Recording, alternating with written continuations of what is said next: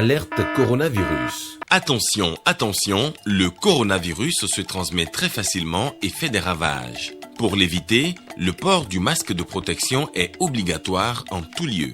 Dans l'administration publique ou privée, dans les réunions, les rencontres, dans les marchés, les magasins, les boutiques et lors des déplacements, le port du masque est obligatoire.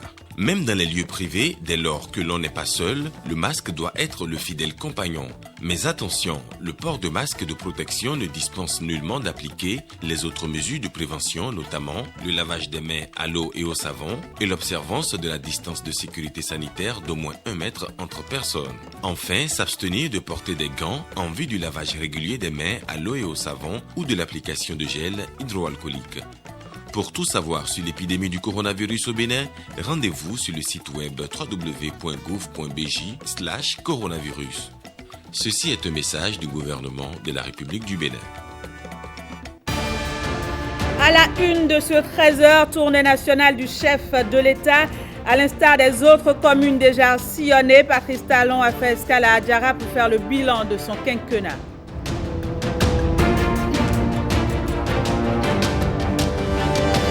Autre sujet en titre de ce journal, projet de loi de finances 2021. Il sera soumis à la commission des finances de l'Assemblée nationale pour examen et adoption. Ce sera le mardi prochain.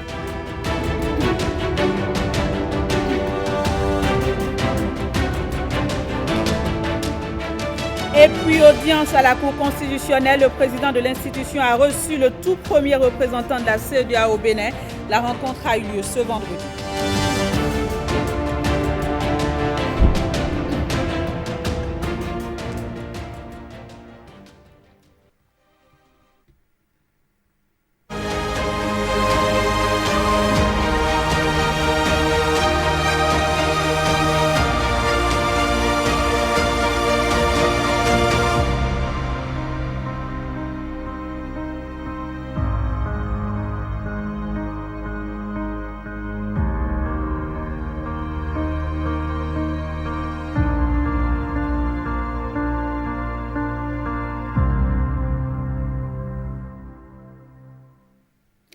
Bonjour à tous. Vous le savez, le chef de l'État poursuit sa tournée nationale. Patrice Talon et sa délégation étaient à Adjara où il a eu droit à un accueil à la hauteur de l'espérance. William Tchoki, Jean Nombimé et Mohamed Biop pour le compte rendu.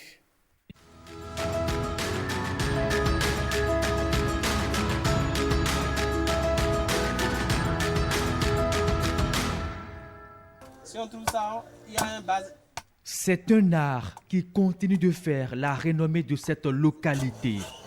Tailler un tronc d'arbre, puis le vider de sa moelle, et voici se dessiner un tambour. Une activité transmise de génération en génération. Aujourd'hui, un grand jour pour la commune d'Adjara. Elle accueille le président de la République au son de ces mêmes tambours fabriqués des mains de ses fils.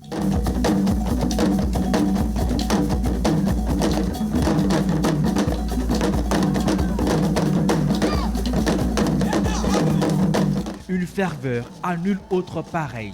Adjara et toute sa population, très enthousiastes, ont certainement trouvé la modeste manière pour réitérer à leur hôte l'adhésion à toutes les réformes entreprises ces 5 dernières années. Avec la construction d'une grande centrale de fourniture d'eau, plus de 250 000 ménages seront desservis dans la commune d'Adjara.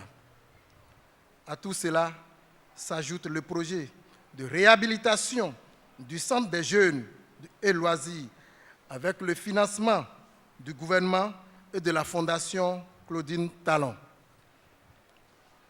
La commune d'Adjara, c'est aussi des efforts remarquables que le gouvernement a fournis dans le secteur de l'énergie électrique. La cité des tambours a été aussi prise en compte dans les grands chantiers du PAG, le programme d'action du gouvernement, fourniture d'eau potable, équipement de centres de santé. Le projet asphaltage est en train de laisser un souvenir inoubliable à cette population. Je proclame la gratitude du peuple d'Adjara pour le projet de construction de la route RN 36, qui est l'un des plus beaux cadeaux que nous avons obtenus personnellement de vous. De la mémoire collective de la population, la commune d'Adjara n'a jamais connu la joie ni les avantages d'un seul mètre de bitume, encore moins d'un centimètre de pavé. Vous avez donc rectifié ce mauvais sort qui est le nôtre depuis 1960. Malgré tout l'exposé de satisfaction du maire, porte-voix de cette population, Patrice Talon ne va pas déroger à ce désormais rituel de cette tournée, présenter les grands chantiers de son quinquennat. Ce que le Bénin a fait pendant ces 5 ans d'extraordinaire, c'est que nous avons instauré une méthode désormais. Nous avons instauré un modèle de gouvernance et de réalisation de ce qui nous manque. La manière dont nous finançons la route, l'eau, l'électricité, les cantines scolaires, nous sommes capables de faire autant tous les ans. Nous sommes capables de faire autant tous les 5 ans.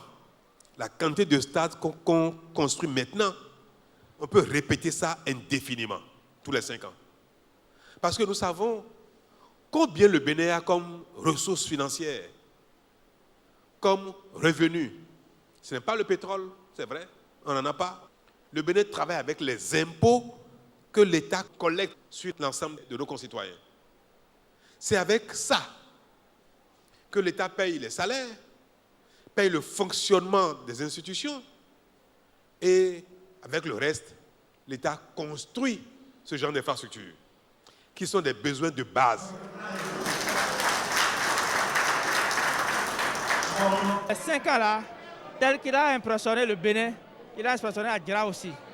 Tout ce qu'on n'a jamais eu pendant 60 ans à Adjara, en 5 ans, nous avons eu toutes ces choses-là. Et nous avons compris que ce qu'il faut pour construire le Bénin, c'est nous-mêmes, c'est de se donner nous-mêmes, d'accepter de se sacrifier pour les générations futures. Il faut qu'on l'avoue, qu'on soit sincère, son quinquennat est un quinquennat parfait. Parce que les promesses n'ont pas été seulement promesses, mais elles ont été une réalité. La reddition de comptes a été très parfaite parce que ce qui a été fait en un bout de temps a battu un record. Et il a fait tout en y mettant une priorité. Les infrastructures de construction, la route, la santé, l'école. Il a mis de la méthode dans tout ce qu'il a fait. C'est ça qui m'a beaucoup plu. Et ce qui est plus intéressant pour moi, c'est ce qu'a gagné ma commune, qui est la RN36, la route pour toute la commune. Vraiment, je suis tellement heureux. L'unanimité est faite autour des résultats et des réformes de meilleure gestion des ressources publiques. Et déjà, cette population d'Adjara a pris l'engagement de sauvegarder ses acquis qui leur redonne confiance en l'avenir.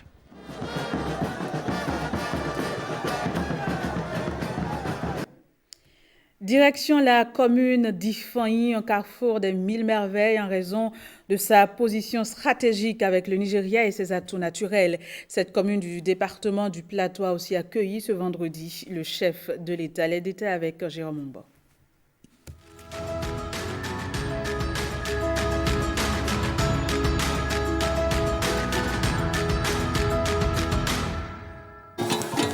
Bienvenue au Bénin. Nous sommes ici à Igolo, frontière avec le Nigeria. C'est une véritable plateforme commerciale qui draine des milliers de personnes par ici. Igolo est l'un des 6 arrondissements de la commune d'Ifeanyi. En effet, le commerce est de loin le secteur qui emploie le plus d'actifs dans la commune d'Ifeanyi, avec plus de 36% de la population, suivi de l'agriculture. C'est cette commune du département du Plateau avec ses richesses culturelles et cultuelles grâce aux palais royaux, aux places de divinité et forêts sacrées qui accueille le chef de l'État.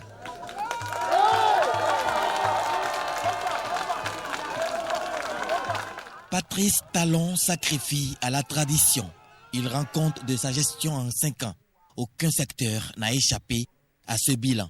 Les populations d'Ifeanyi me chargent de vous remercier pour le démarrage du projet de construction du système d'approvisionnement en eau potable multivillage de l'arrondissement de Dagbé et le lancement imminent de celui de Kokmonou. Sur le plan social, le programme H permet aujourd'hui à nos vaillantes femmes de bénéficier de microcrédits avec les avantages de la digitalisation des opérations.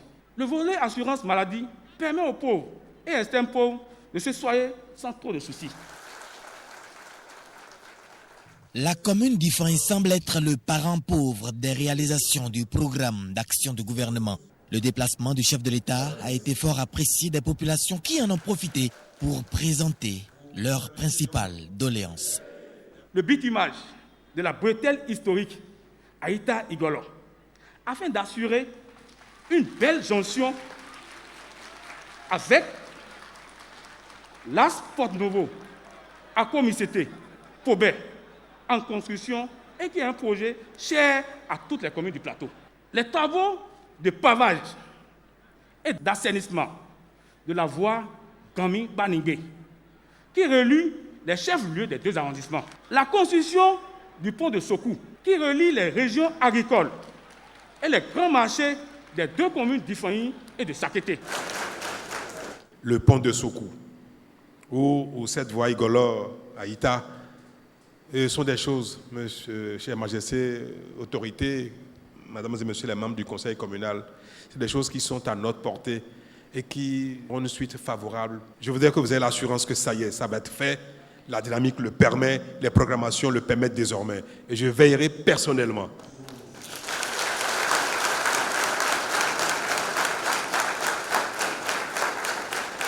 À l'instar de nombreux autres pays du monde, le Bénin est capable de prendre son destin en main. Et il est temps d'en être conscient, eu égard à ce qui est réalisé au plan national sur 5 ans. C'est tout à fait normal de venir dire à cette population qui maîtrise depuis des années, a perdu l'espoir de croire encore que quelque chose est possible dans ce pays.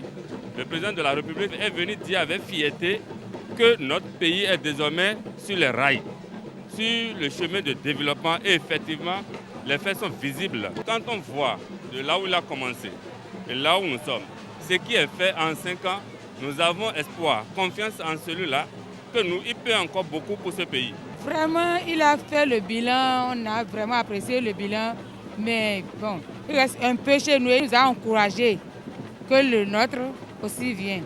On a totalement confiance, parce que quand il dit, il fait. Ce qui m'a le plus sympathique, c'est le respect qu'il a pour la population, sinon il ne serait pas là. Donc, vivement que cela continue. La démarche, elle est une très bonne démarche, juste parce qu'il est venu nous rendre compte de sa gouvernance. Et nous avons pris hâte, et nous espérons que le meilleur reste encore à venir. Les populations d'Ifany savent désormais que progressivement, leurs doléances vont trouver solution. Autre escale de la délégation présidentielle à Vrancou, la localité où se déroulaient les aventures de Finagnon, a aussi un lien particulier avec le chef de l'État. Pour en savoir plus, suivez ce reportage de James William Baguidi et Ernest Tétégou.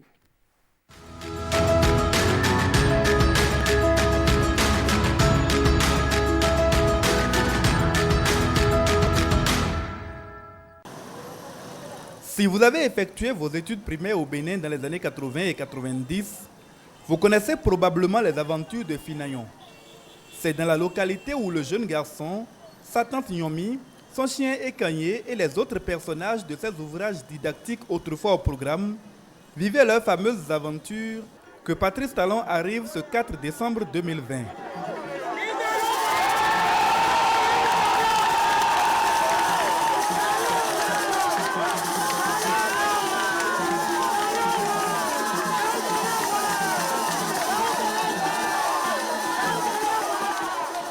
« 47e étape de sa tournée nationale, à Vrancou, le petit village d'autrefois a bien changé.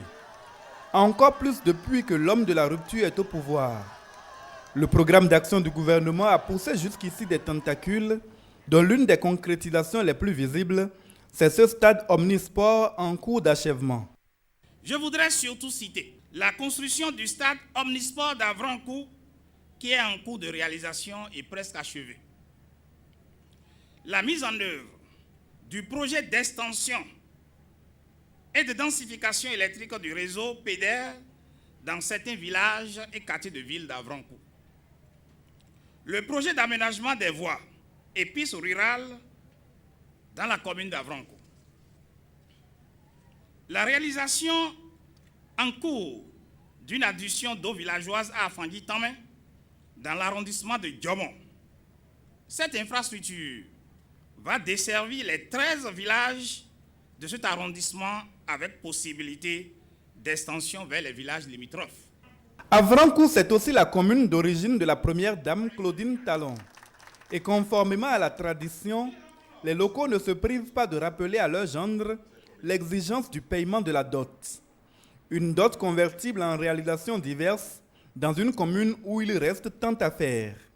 Et cette occasion est la meilleure pour que vous rééditez solennellement la dot en qualité de beau-fils de la commune d'Avrancourt sous forme de deal de l'accomplissement de ces différentes œuvres de développement chères à votre deuxième terre natale par alliance. Vous accompagnez le développement partout et nous en sommes fiers. Vous labourez partout sans désemparer et nous en sommes séduits. C'est le moment de penser à la maison de vos enfants, la maison Avrancourt. Le chef de l'État ne se dérobe pas, mais une fois encore, il s'inscrit dans une analyse des résultats au plan national de sa gouvernance, même si le contexte particulier que représente Avrancourt lui laisse échapper quelques mots réconfortants. Notre bien-être individuel, le bien-être d'Avrancourt ne peut être une réalité si ce n'est pas dans une dynamique nationale. Si nous faisons des routes à Avrancourt et que les routes ne mènent nulle part, ne mènent pas à Porte-Novo, à Cotonou, à Parakou, à Abomey, à quoi serviraient les routes au sein de Avrancourt? C'est bien pour ça que notre bien-être individuel, notre bien-être ici à Avrancourt ne peut s'entendre sans le bien-être global d'abord. Il faut que la dynamique de développement, si elle doit être une réalité dont on peut réellement jouir durablement, que cela se constate au plan global. Et que c'est alors que les uns après les autres, région après région, commune par commune, individu par individu, nous allons bénéficier et jouir de cette dynamique globale. Il reste que Avrancourt trouve son compte dans un Bénin en chantier, que la route ne s'arrête plus à Porto-Novo, que l'asphaltage continue, que l'hôpital de zone, que les autres routes, que le marché soit réalisé ici et qu'il y ait également des usines. Avrancourt l'a connu jadis. La dynamique est en cours désormais. Nous avons donné la preuve, nous tous ensemble, que nous sommes capables maintenant. Accueilli avec ferveur, Patrice Talon repart tel et mieux encore. Enfant du Bénin debout, la liberté c'est du cœur du public qui le recevait que s'est élevé l'hymne national, exécuté par un chef d'État qui aura démontré son attachement aux valeurs contenues dans le texte, un attachement qu'il invite ses compatriotes à partager au bénéfice de tout le Bénin.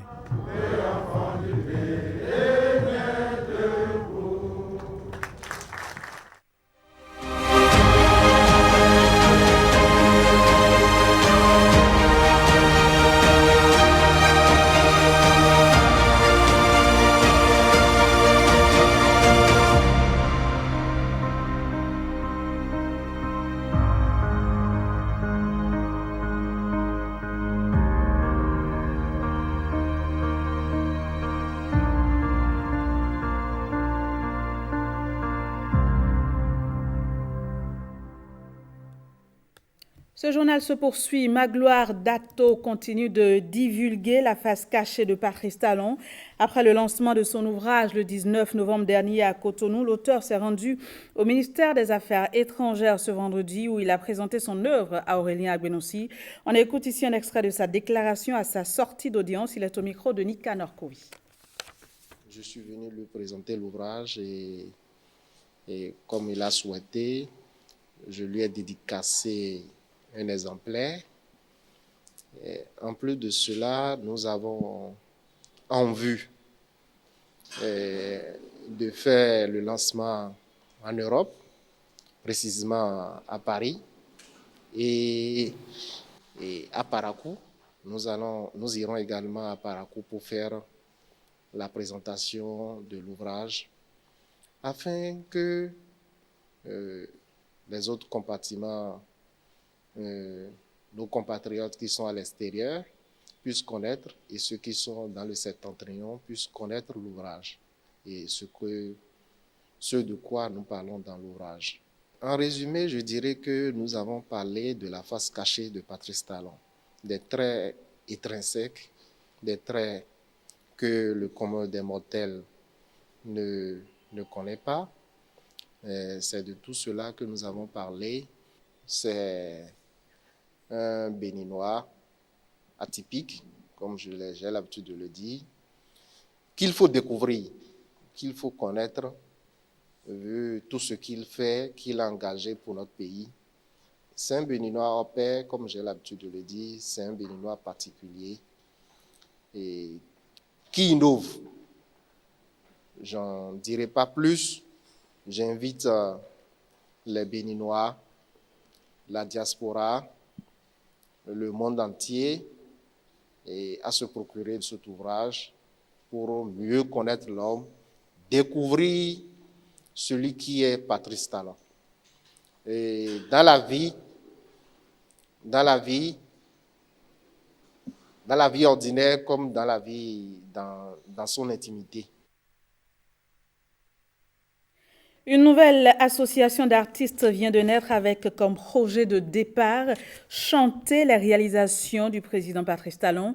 L'annonce a été faite à l'occasion d'une journée d'information qui a eu lieu à Alada. Il s'agit essentiellement des artistes traditionnels venus des 4 coins du Bénin. Marcel Arossi pour le compte rendu. C'est une question de conviction, c'est une question de patriotisme. Chanter pour toucher les cœurs des populations, les compositeurs et chanteurs traditionnels du Bénin s'assignent délibérément cette mission. Ils se disent satisfaits du quinquennat de Patrice Talon. C'est un très grand projet et qui engage notre association et toutes les bonnes volontés, tous les artistes patriotes, tous les artistes qui aiment leur pays, qui aiment le développement, qui veulent l'accompagner, qui comprennent qu'il est indispensable que nous intervenions pour que les populations soient informées sur les réalisations et de manière précise. La précision, selon eux, est nécessaire et l'artiste mieux placé pour cet exercice. Une communication orale chantée, c'est-à-dire dans nos langues.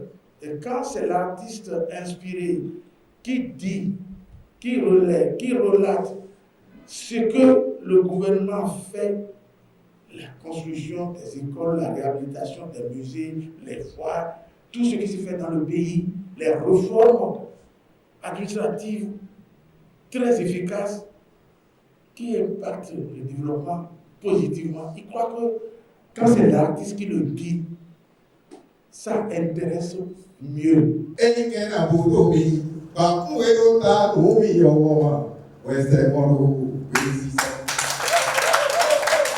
Ils veulent chanter les prouesses du chef de l'État, mais juste et bien. Les vraies informations sont alors nécessaires. Pour les accompagner, voici le ministère de la Culture qui se rend entièrement disponible. Tour à tour, les directeurs sectoriels exposent et expliquent aux artistes les nombreuses réformes opérées dans chacun des secteurs. Un artiste, ça ne s'auto-proclame pas. Ça se constate, ça se prouve, ça se démontre. Mais le chef de l'État, en initiant ces réformes, a quand même trouvé d'autres projets pour alléger la tâche aux artistes. C'est le cas du fonds de bonification, qui est un fonds qui devrait permettre désormais aux acteurs culturels et aux promoteurs de sortir des œuvres compétitives. Cette journée d'information qui marque officiellement le démarrage du projet annoncé consacre également la naissance de la NCCTB, Association nationale des compositeurs chanteurs traditionnels du Bénin.